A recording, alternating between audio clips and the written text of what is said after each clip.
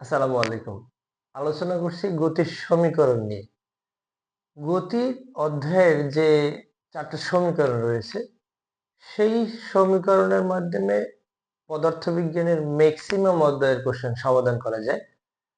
তো আর দেরি না করে এখনই শুরু করতে যাচ্ছি গতি এর ৪ টি সমীকরণ। তো গতি এর ৪ টি সমীকরণকে মনে রাখার জন্য ৫ টা রাশিকে একাত্র করে নিতে হবে যে সুভাট SUVAT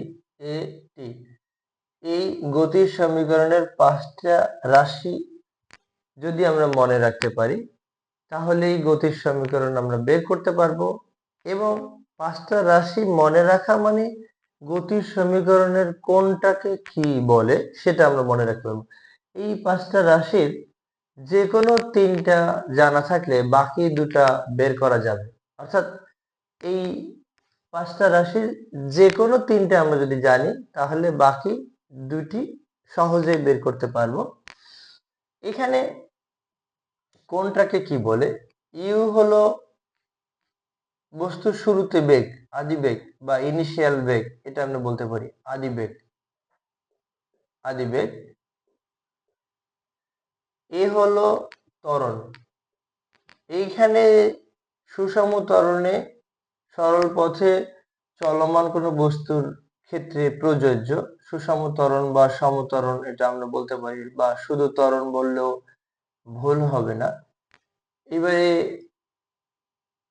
এস হলো অতিক্রান্ত দূরত্ব। এস অতিক্রান্ত দূরত্ব। অতিক্রান্ত দূরত্ব এবং টি হলো গতিকাল বা কতটুক সময় ধরে বস্তুটি চলছে সেটা। তাহলে এই যে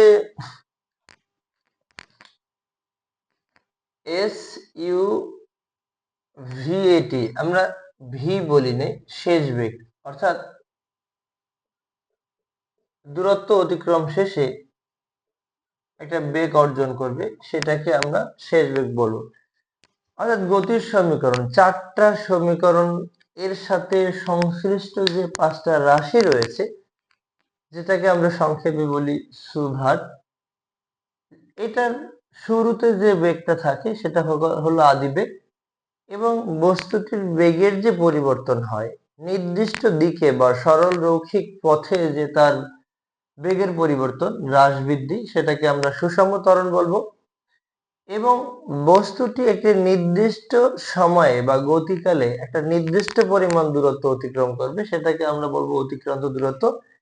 এবং যতটুকু সময় ধরে চলবে সেই সময়টাকে আমরা বলবো টি, মানে গতিকাল। এবং নির্দিষ্ট সময়ের পরে যে বেগ অর্জন করবে সেটাকে আমরা বলবো বেগ, মানে এটাকে আমরা শেষ বেগ বলতে পারি। নেই একটি বস্তু এখানে আছে, বস্তুটির উপরে বল প্রয়োগ করা হলো বা কিছু একটা, যদি বলি এটি বস্তু ইউ আদিবেগ নিয়ে চলছে, ইউ আদিবেগ নিয়ে চলছে, কতটুকু সময় ধরে চলছে? টি সময় ধরে চলছে। বস্তুটি টি সময় ধরে যদি এ সুষম ত্বরণে চলে, অর্থাৎ এখানে আমরা এই কোশ্চেনটা সলভ করব মূলত সরল পথে চলমান বস্তুর ক্ষেত্রে। সরল পথে চলমান বস্তু, অর্থাৎ সরল পথে চলমান বস্তুর তো ত্বরণ থাকবে, বেগের পরিবর্তনের হার। এবং ধরি একটি বস্তু ইউ আদিবেগ নিয়ে এ সুষম ত্বরণে টি সময় ধরে চলে। এখানে একটা নির্দিষ্ট দূরত্ব দিলেও ভালো হয়, অর্থাৎ ৪টা সমীকরণের সবগুলো তথ্যকে আমরা একাত্র করতে চাই। একটি বস্তু ইউ আদিবেগ নিয়ে এ সুষম ত্বরণে টি সময় ধরে চলে, এস দূরত্ব অতিক্রম করে ভি শেষ বেগ প্রাপ্ত হয়। তাহলে আমরা যদি বলি একটি বস্তু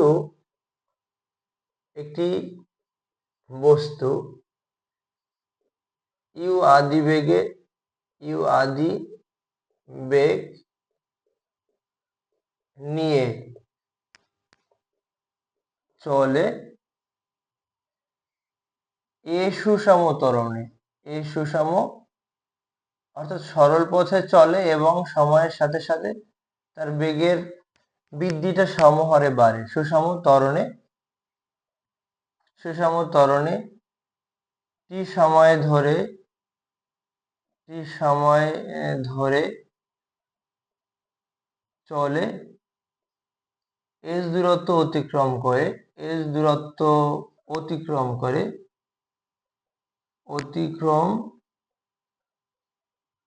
করে ভি শেষ বেগ প্রাপ্ত হয়। ভি বেগ প্রাপ্ত হয় বা ভি শেষ বেগ প্রাপ্ত হয়, আমরা এই কথাটা বলতে পারি প্রাপ্ত হয়। অর্থাৎ গতির সমীকরণ প্রমাণ করার জন্য যে 5টি রাশি আমাদের প্রয়োজন, সেই 5টি রাশিকে আমরা কিন্তু একটা কথার মাধ্যমে যুক্ত করে দিলাম। একটি বস্তু ইউ আদিবেগ নিয়ে চলে এ সুষম ত্বরণে টি সময় চলে, কথাটা দুইবার আসলো। এ সুষম ত্বরণে ইউ আদিবেগ নিয়ে চলে কথাটা আমরা একবারই ইউজ করব। একটি বস্তু ইউ আদিবেগ নিয়ে এ সুষম ত্বরণে টি সময় ধরে চলে এস দূরত্ব অতিক্রম করে ভি শেষ বেগ প্রাপ্ত হয়। তাহলে আমরা যদি এখান থেকে এভাবে নেই, বস্তুটির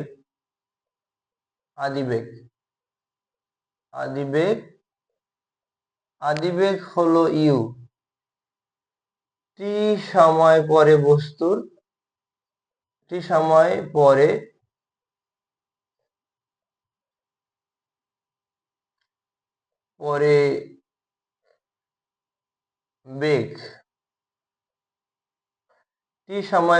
বেগ অর্থাৎ টি সময় শেষে বস্তুটি ভি বেগ প্রাপ্ত হলো, তার মানে বেগ হলো ভি। আমরা যদি বলি টি সময়ে বেগের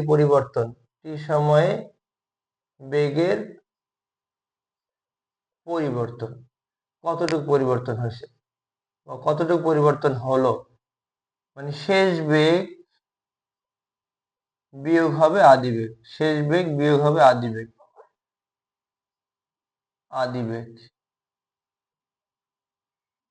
এবারে আমরা যদি টি এর জায়গায় 1 বসাই, তার মানে একক সময়ে বেগের পরিবর্তনের হার, একক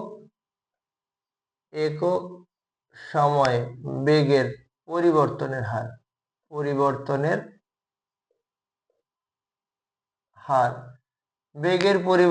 হার যদি বলি তবে সেটা ত্বরণ হবে। তার মানে এখানে শেষ বেগকে আমরা ভি বললাম আর আদি বেগকে ইউ বলা হলো। ভি ভাগ ইউ, ভি মাইনাস ইউ ভাগ হলো টি। জানা আছে বেগের পরিবর্তনের হার ত্বরণ, বেগের পরিবর্তন অর্থাৎ ত্বরণ ইকুয়াল হবে তাহলে V minus you by T. যদি এটাকে আমরা আর গুণন করে দিই, আর আর গুণন করে দিই, তাহলে ভি মাইনাস ইউ ইকুয়াল হবে এটি। এবারে ভি ইকুয়াল আমরা লিখতে পারি ইউ প্লাস এটি। এটা গতির প্রথম সমীকরণ এবং সময়ের মধ্যে যে সম্পর্ক সেটা হলো গতির প্রথম সমীকরণ। এখন বস্তুটা যদি স্থির অবস্থান থেকে যাত্রা শুরু করে 0 হয়, তাহলে ভি ইকুয়াল টু এটি হবে এবং তাহলে কিন্তু ত্বরণের মান ধ্রুব থাকবে, অর্থাৎ অপরিবর্তনীয়। ত্বরণ মানে সুষম ত্বরণ হবে। এক্ষেত্রে আমরা এই ত্বরণকে উঠিয়ে দিয়ে লিখতে পারি ভি সমানুপাতিক টি। অর্থাৎ বলা মানে সময় যত বাড়বে বেগ তত বাড়বে, সময় যত কমবে বেগ তত কমবে। আমরা এই গতির এই প্রথম সমীকরণটাকে একটা সমীকরণ দিয়ে রাখতে পারি।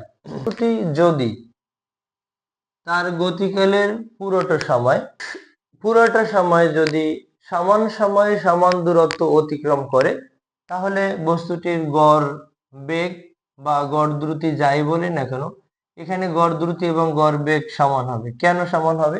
অর্থাৎ সরল রৈখিক পথে চলমান বস্তু, সরল রেখা বরাবর সীমাবদ্ধ বস্তুর গতির ক্ষেত্রে আমরা এই সমীকরণটা প্রতিপাদন করছি। তাহলে ভি বার ইকুয়াল আমরা লিখতে পারবো, যদি বস্তুটা সমবেগে চলে, এটাকে দ্রুতি অথবা বেগ বলতে পারি। তাহলে আদি বেগ যোগ হবে শেষ বেগ ভাগ হয়েছে 2, এটা হলো তার গড় বেগ বা গড় দ্রুতি। এবারে যদি বস্তুটি প্রত্যেক ক্ষেত্রে সমান সময়ে সমান দূরত্ব অতিক্রম না করে বা প্রত্যেক সময়ে বেগের পরিবর্তন করে, নির্দিষ্ট সময় অন্তর অন্তর তার বেগের পরিবর্তন করে, তবে তার গড় দ্রুতি বা বেগ যেটা হবে সেটা ভিবার হবে মোট অতিক্রান্ত দূরত্ব ভাগ হলো সময়। অর্থাৎ মোট অতিক্রান্ত দূরত্বকে সময় দিয়ে ভাগ করে আমরা গতির সমীকরণ মানে মোট অতিক্রান্ত দূরত্বকে সময় দিয়ে ভাগ করে আমরা গড় দ্রুতি পেয়ে যাব। তো এটাকে যদি এটা আমরা সমীকরণ মনে করি, এটাকেও যদি এটা সমীকরণ মনে করি, দুইটা সমীকরণেরই কিন্তু বাম পাশ মিলে গেছে। তার মানে এই সমীকরণের ডান পাশ সমান এই সমীকরণের ডান পাশ লিখতে পারি। তাহলে লেখা যায় অর্থাৎ এস ভাগ টি ইকুয়াল লেখা যাবে ভি প্লাস ইউ ভাগ 2। এখানে টি ভাগ আছে, অন্য সাইডে গেলে গুণ হয়ে যাবে। তাহলে S equal V plus U ভাগ 2 ইন্টু টি। এটা গতির দ্বিতীয় সমীকরণ, গতির দ্বিতীয় সমীকরণ। অর্থাৎ প্রথম সমীকরণ হলো ভি ইকুয়াল ইউ প্লাস এটি, প্রথম সমীকরণ, এবং দ্বিতীয় সমীকরণ হলো এটা আমাদের দ্বিতীয় সমীকরণ। দ্বিতীয় সমীকরণটা হলো S equal V plus U ভাগ 2 ইন্টু টি, এই সমীকরণটা। এখন এবারে আমরা এই 2 নং সমীকরণে যদি আমরা গতির প্রথম সমীকরণটা ব্যবহার করি, অর্থাৎ ভি ইকুয়াল ইউ প্লাস এটি এর মান যদি আমরা 2 নং এ বসাই, তাহলে আমরা গতির তৃতীয় সমীকরণটা পেয়ে যাব। এস ইকুয়াল হলো এখানে ভি এর মানটা বসাবো ইউ প্লাস এটি প্লাস ইউ ভাগ 2 ইন্টু হলো টি। তাহলে এখানে ইউ হলো দুইটা 2u, আর এখানে এ টি, বাহিরে আমাদের কিন্তু এই টি আছে। আমরা যদি প্রত্যেকটাকে টি দ্বারা গুণ করি তাহলে হবে 2ut প্লাস এ টি স্কয়ার, অর্থাৎ টি দ্বারা গুণ করলাম, নিচে 2 আছে। এখন 2 কিন্তু এখানে কিন্তু উপরে পদ হলো দুইটা, তাহলে প্রথম পদকেও 2 দ্বারা ভাগ করব, দ্বিতীয় পদকেও 2 দ্বারা ভাগ করব। তাহলে যেটা মান আসে 2ut/2 প্লাস, এটাকে আমরা এরকম করে লিখতে পারি half of A T square. এটা কেটে দিব, তার মানে এটা হলো UT plus half of A T square. তার মানে এটা আমরা পেলাম গতির তৃতীয় সমীকরণ। গতির তৃতীয় সমীকরণটা হলো কি তাহলে S equal UT plus half of AT square. এটা এতটাই গুরুত্বপূর্ণ একটা সমীকরণ, এটা দিয়ে অনেক অঙ্ক করতে হয়। তম সেকেন্ডে অতিক্রান্ত দূরত্ব আমরা করি, তারপরে সমত্বরণের ক্ষেত্রে তো আমরা এটা ইউজ করি, র্যান্ডম ইউজ করি। তো সুতরাং বলা যায় যে এইগুলো আমরা সহজে বা ভালো করে যদি বের করা শিখি এবং মনে রাখি, তাহলে আমরা কিন্তু এটা ভুলবো না আর কি। এবারে বস্তুটা যদি স্থির অবস্থান থেকে যাত্রা শুরু করে, একইভাবে ইউ এর মান থাকবে না, এবং যদি সুষম ত্বরণে চলে তাহলে হাফ অফ এ, এটাও দরকার নেই। তাহলে এটা এর সমানুপাতিক টি স্কয়ার, আমরা এটা বলতে পারি। অর্থাৎ বস্তুর অতিক্রান্ত দূরত্ব হবে সময়ের বর্গের সমানুপাতিক। বস্তুটি যদি সরল রৈখিক পথে চলে তাহলে বস্তুর অতিক্রান্ত দূরত্ব হবে সময়ের বর্গের সমানুপাতিক। এবারে আমরা একেবারে শেষ পর্যায়ে গতির চতুর্থ সমীকরণটা যদি নির্ণয় করতে চাই, গতির প্রথম সমীকরণে ত্বরণের ক্ষেত্রে আমরা জানি ত্বরণ এ ইকুয়াল জানি ভি মাইনাস ইউ ভাগ হলো টি। এখান থেকে যদি আমরা টি এর মানটা বের করে নিই, টি ইকুয়াল হলো ভি মাইনাস ইউ ভাগ এ। টি এর মান আমরা 2 নং সমীকরণে ব্যবহার করব। টি এর মান 2 নং এ বসাই। 2 নং এ ব্যবহার করে আমরা গতির চতুর্থ সমীকরণটা বের করতে পারবো। অর্থাৎ 2 নংটা কি ছিল? s ইকুয়াল ছিল v প্লাস u ভাগ 2 ইন্টু t এর মান ইন্টু t ছিল, আমরা t এর মানটাও পেলাম। t এর মানটা বসালে v মাইনাস u ভাগ a এটা পাই। তো এখানে একটা জিনিস দেখা যায় যে উপরে a plus b into a minus b সূত্র পড়ে, তার মানে এটাকে আমরা লিখতে পারি u স্কয়ার মাইনাস, আমরা এখানে লিখতে পারি v square minus u square ভাগ হলো 2a। কিভাবে এটা পারবো? a square minus b square মানে একবার প্লাস একবার minus, a plus b into a minus b এই ফরম্যাটে আছে, তার মানে এটা আমরা লিখতে পারি a square minus b square, তার মানে v square minus u square, আর এখানে হবে s। যদি আমরা এখান থেকে একটু সাইড ট্রান্সফার করে দেই তাহলে লেখা যাবে v square minus u square equal twice as। v square equal লেখা যাবে u square plus twice as, তার মানে এটা আমরা পেয়ে গেলাম গতির চতুর্থ সমীকরণ। গতির প্রথম সমীকরণ ছিল v equal u plus at, গতির দ্বিতীয় সমীকরণ ছিল s equal v plus u ভাগ 2 ইন্টু t, গতির তৃতীয় সমীকরণ ছিল s equal ut plus half of at square, এবং সর্বশেষ ইকুয়েশন গতির চতুর্থ সমীকরণ ছিল v square equal u square plus twice as।